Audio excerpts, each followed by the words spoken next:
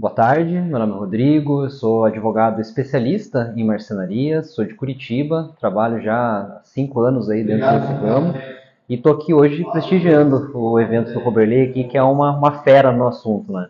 Como é que tu conheceu o Roberley? Olha, foi uma situação até meio inusitada, né? Eu atendo vários estados, né, do Brasil e estava buscando algumas parcerias estratégicas e encontrei ele no Instagram.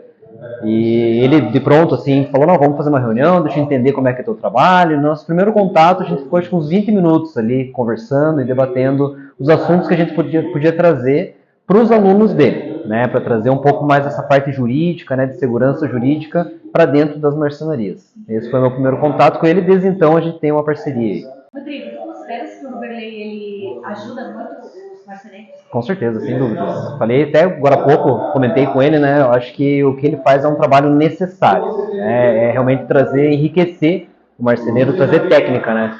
Que é o que eu vejo que faz muita falta no mercado ainda. Tu percebe que os marceneiros eles têm segurança na fala do Roberley?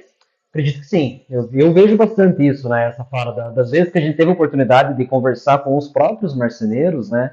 Ele sempre trouxe essa segurança. De fato, acho que é da experiência que ele tem, né? Ele tem um carisma, acho que ele está dentro do negócio, viveu isso, né? Então trazer a prática e a experiência dele nisso, eu acho que valida muito do que ele fala. Não é, você vê que é uma fala verdadeira. Valeu a pena você agradecer, né? Com certeza, sem dúvidas.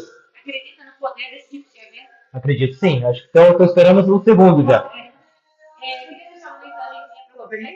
Bom, agradecer, né, a oportunidade de ele estar aqui, agradecer, eu acho que o que ele faz realmente é mágico, né, você trazer pessoas com renome, trazer profissionais que atuem, que faz só crescer, né, é um fermento aí dentro da marcenaria realmente.